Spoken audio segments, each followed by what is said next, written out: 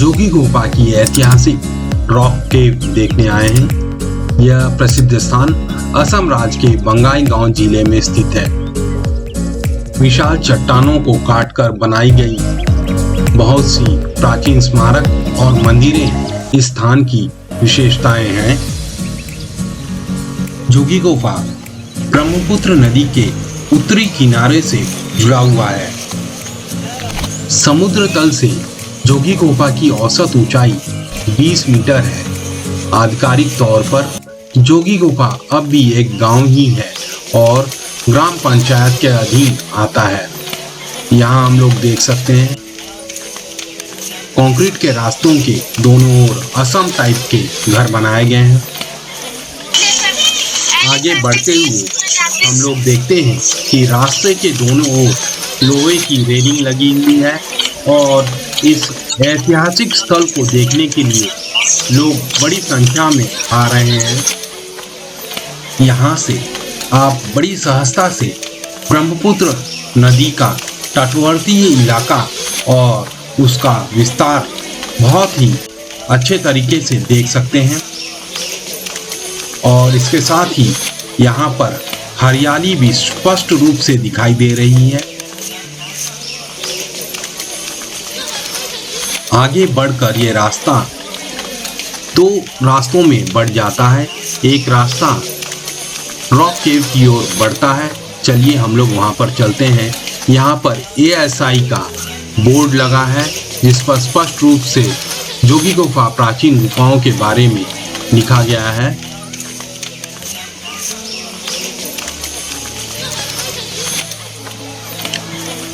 ब्रह्मपुत्र नदी का विस्तार और हरा भरा यहाँ पर्यावरण आंखों को शीतलता प्रदान करता है।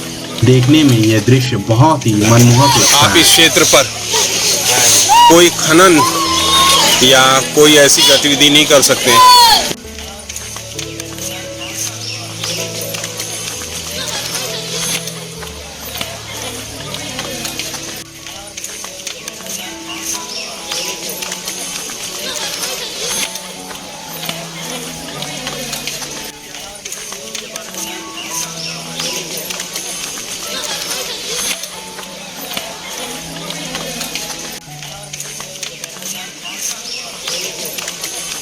जोगी गुफा की अब एक और पहचान है ब्रह्मपुत्र नदी पर बना नार नारायण सेतु।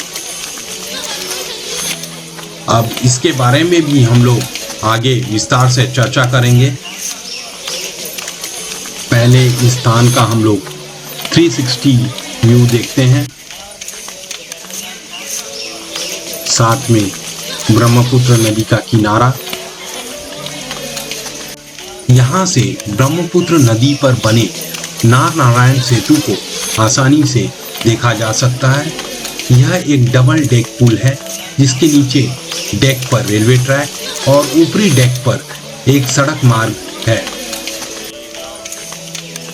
अब हम लोग अपने मुख्य आकर्षण की ओर बढ़ते हैं।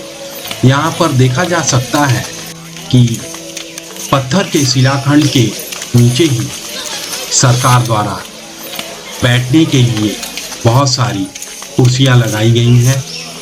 ये धातु की कुर्सियों पर लोग बाग बैठकर आराम करते हैं।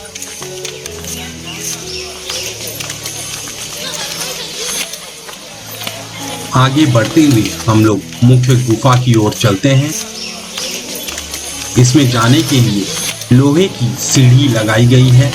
इस पर चढ़कर हम लोग आगे इन गुफाओं का अवलोकन करेंगे। ऐतिहासिक महत्व की इन प्रसिद्ध गुफाओं को चट्टानों से काटकर बनाया गया है और यह अभी भी बहुत ही बढ़िया अवस्था में है। इन गुफाओं का प्रयोग बौद्ध भिक्षुओं द्वारा ध्यान कक्ष के रूप में किया जाता था। ये छोटी गुफाएं मध्यकालीन युग की हैं। कुछ लोग इसे साला स्तंभ काल का भी बताते हैं। इस स्थापत्य स्थल का रखरखाव भारतीय पुरातत्व सर्वेक्षण आर्कियोलॉजिकल सर्वे ऑफ इंडिया द्वारा किया जाता है। आकार में ये गुफा 4 फुट बाई 5 फुट के आकार की है और इसे ठोस पत्थरों को काटकर बनाया गया है। पत्थरों पर जमी काई से हम लोग अंदाजा लगा सकते हैं ये बहुत पुराना है। हालांकि लोग इसमें अब भी पूजा अर्चना आदि करते हैं और कोई मूर्ति नहीं है, लेकिन ऐसा प्रतीत होता है कि लोग यहाँ पर पूजा अर्चना करते हैं।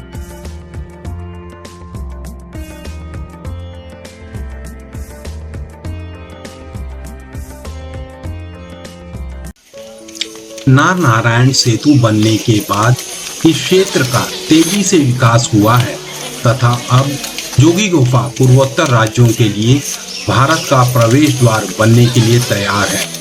सड़क मंत्रालय के भारत माला कार्यक्रम के तहत यहाँ पूर्वोत्तर आर्थिक गलियारे के अंतर्गत railway siding, container terminal, warehousing, cargo processing, truck terminal जैसी विश्व स्तरीय सुविधाएं तथा समर्थक बुनियादी ढांचे का विकास हुआ है। इससे सीमावर्ती देशों भूटान तथा बांग्लादेश से व्यापक स्तर पर व्यापार में बढ़ोतरी हुई है।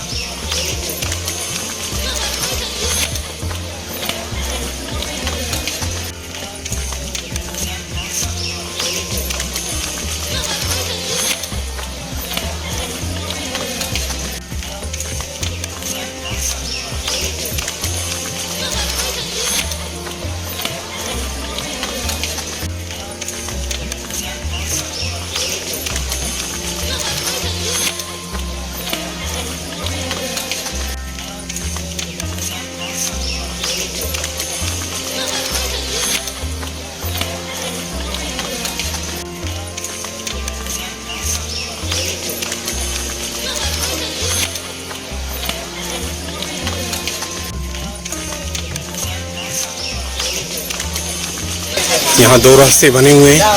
एक रास्ता तो रॉक केव की ओर जाता है, ये हम लोग एक्सप्लोर कर चुके हैं।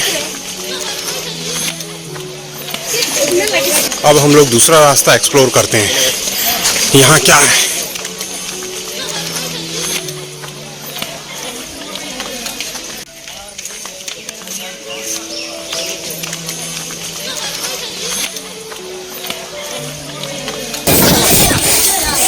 ऊपर पहाड़ है, दूसरे रास्ते से चलकर आने पर यहाँ पहाड़ पर पर्यटकों के बैठने के लिए व्यवस्था किया गया है।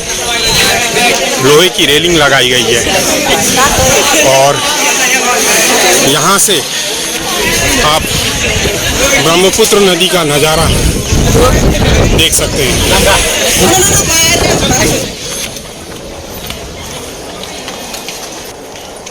ऊंचाई पर खड़े होकर दूर दूर तक फैले पानी को और साथ में हरे भरे वन क्षेत्र को देखना एक अत्यंत सुखद अनुभव है। साथ में हवा के मध्यम झोंके से भी आनंद की अनुभूति होती है।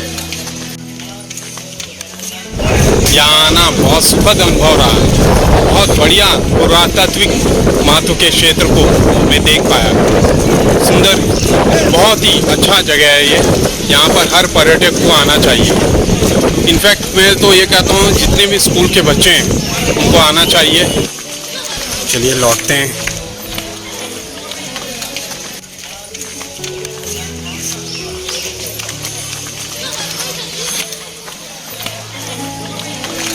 ऊपर से देखिए दृश्य कितना सुंदर लग रहा है। ये जो क्षेत्र है रॉक केव के ऊपर बना हुआ है। इस तरफ पूरा घना जंगल है, ऊंचे ऊंचे वृक्ष हैं।